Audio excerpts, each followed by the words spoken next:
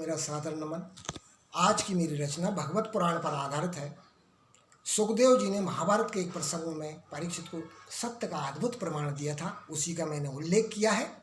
रचना का शीर्षक है सत्य का अद्भुत प्रमाण। रचना प्रारंभ के पूर्व की एक झलक गंगा तट का मनोरम स्थल है। सौम्य वातावरण में मंद सुगंध पवन चल रही है। सुखदेव जी सामने आसन लगाकर बैठे हैं, पास में परीक्षित जी हैं। गंगा तट आसन लगा सुखदेव जी के संग, परीक्षित जी सुन रहे भगवत वचन प्रसंग। सुखदेव जी सावधान करते हैं, सावधान राजन सुनो सत्य वचन मम्मान, सत्य में संदेह का कोई नहीं स्थान। हे राजन, सावधान होकर कथा सुनो, इसमें संदेह की कोई गुंजाइश नहीं। उसी समय परीक्षित भय का संकेत देते हैं। परीक्षित कहने लगे जीवन कुछ दिन शेष, तक्षक डसने आएगा धरे काल का वेश। सुखदेव जी समाधान देते हैं, भय का निवारण करते हैं। निर्भय हो राजन सुनो, निर्भय हो श्रवण करो, अमृत वचन सुजान, देह वज्र हो जाएगी सत्य वचन मम्मान। इसी प्रकार निरंतर कथा प्रसंग चल रहा है। 6 दिन बीत गए, 1 दिन शेष बचा है। कथा में अचानक मोड़ आता है और परीक्षित का संदेह दुगना हो जाता है। आगे कथा प्रसंग में कुरुक्षेत्र मैदान, महाभारत संग्राम का किया बल भीम बखान। महाभारत के महारथी सभी किया अनदेख, भीष्म द्रोण अर्जुन कर्ण किया नहीं उल्लेख।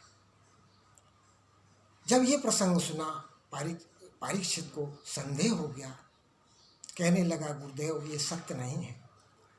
सुखदेव जी कहते हैं कि देह वज्र की हो गई सुन सुन कथा प्रसंग, मात्र एक संदेह बस बचा नासी का अंग। हे राजन, आपकी पूरी देह वज्र की हो गई है और आपने कथा में संदेह किया है, आपकी नासिका सामान्य रह गई है।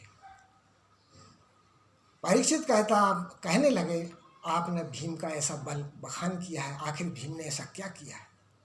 सुखदेव जी कहते हैं, रणभूमि में वीरों के तोड़े भीम घमंड, सूंड पकड़ हाथी घुमा फेंक दिए ब्रह्मांड। सड़ी गली लाशें अभी घूम रही आसमान, बरसों राजन बीत गए नहीं उतरी मैदान। हे राजन, बरसों हो गए महाभारत के संग्राम को, अभी तक वो लाशें आसमान में घूम रही हैं। परीक्षित कहता ये सत्य मेरे गले नहीं उतर रहा गुरुदेव। वो कहने लगे मैं प्रमाण कर सकता हूँ, किंतु एक शर्त है। वो लाशें इतनी सड़ गई हैं, इतनी दुर्गंध है, तू उनकी सहन नहीं कर सकता। यदि तू सहन कर ले तो मैं तुझे प्रमाणित कर सकता हूँ। परीक्षित हाँ भर देते। तत्क्षण ही सुखदेव ने हाथी कर आह्वान, सड़ी गली लाशें पड़ी, सड़ी गली लाशें उतर गई मैदान। वातावरण दूषित हुआ, फैल गई दुर्गंध, भौचक्का राजन हुए करी नासिका बंद।